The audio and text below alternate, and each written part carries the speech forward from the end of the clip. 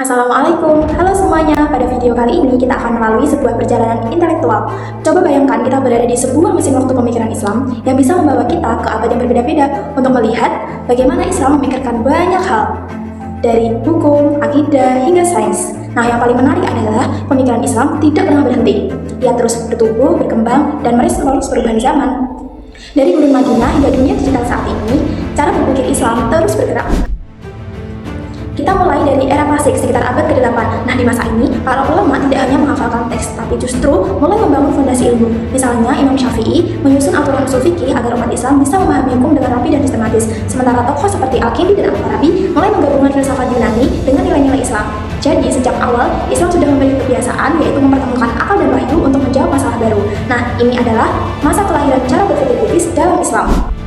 Lanjut ke era pertengahan, ini adalah masa yang penuh dengan debat kreatif. Misalnya Al-Ghazali yang mengkritik para filsuf dan Ibn Rushd yang membela rasionalitas. Kelihatannya seperti konflik, tapi sebenarnya ini adalah proses penyelarasan antara akal, wahyu, dan tradisi. Nah, perdebatan mereka membuat khazanah Islam semakin kaya. Jadi kita belajar bahwa perbedaan cara berpikir itu bukan menjadi ancaman, tapi energi yang bisa membuat tradisi Islam menjadi lebih matang.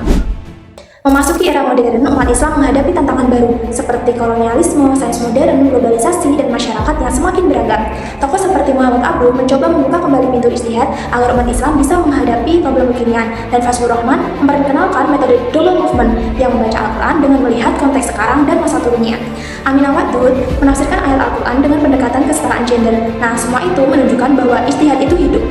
Islam terus mencari cara baru agar tetap relevan dalam zaman yang berubah begitu cepat.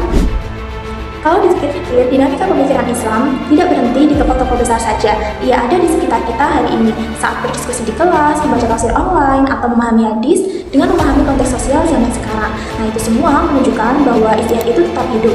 Jadi, kita tidak hanya sebagai penonton story, penonton sejarah, tapi sebagai penerusnya. Dan yang paling bertentangan dengan tradisi Islam adalah jika kita berhenti berpikir.